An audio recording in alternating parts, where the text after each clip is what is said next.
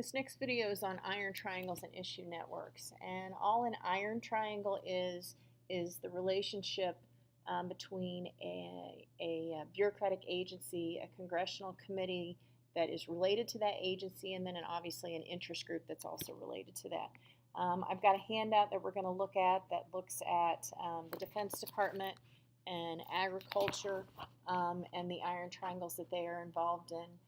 This one happens to look on the right-hand side, look at tobacco, the agencies that regulate those things, and then the subcommittees that deal with that also. But what we're going to see here is this relationship where the committee, the congressional committee, funds obviously the agency, we know that, and then in exchange for that, the agency creates policies and executes them in the manner in which the congressional committee wants them to. Then what we're also going to see in terms of the interest group and the agency, the interest group is going to lobby Congress to give the agency more money, and in exchange for that, the agency is going to pass favorable regulations, give this interest group special favors. The connection between the congressional committee and the interest group, once again, we're going to see electoral support from the interest group in exchange for friendly legislation and things like that. So what we're on here, we have the tobacco industry. The bureaucracy is at the top. There on the left-hand side, how they work together with a congressional committee.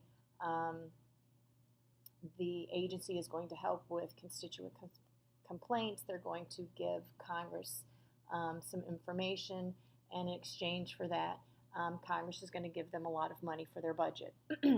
The bureaucratic agency, the Tobacco Division on the Department of Agriculture, and the interest groups. The interest group is going to supply information about the industry. It's going to support the industry's budget requests. In exchange, they're going to do rulings on the tobacco production and prices that are favorable to that interest group. You have the congressional subcommittee who is going to pass favorable information in exchange for campaign contributions and support. So this is just how those three organizations work together. And that's just the iron triangle. We haven't talked about the issue network, so we'll get to that. Iron triangles are far less common today. And the reason that is because there is an increase in the number and variety of interest groups.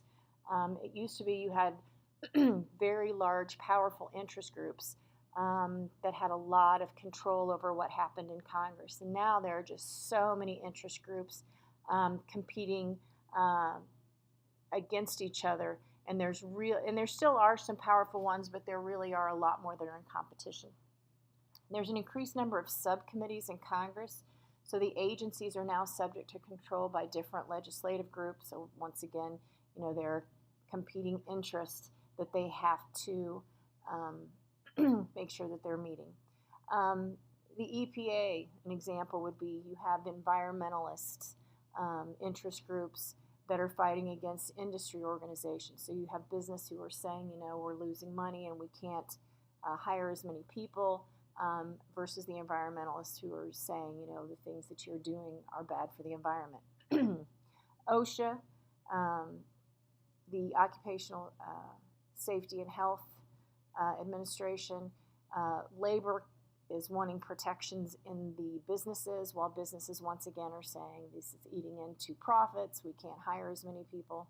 The FCC, the Federal Communication Commission, they are dealing with broadcasters like your local channels versus your cable television companies. So we have all of these competing interests that kind of wearing down the significance of these iron triangle relationships.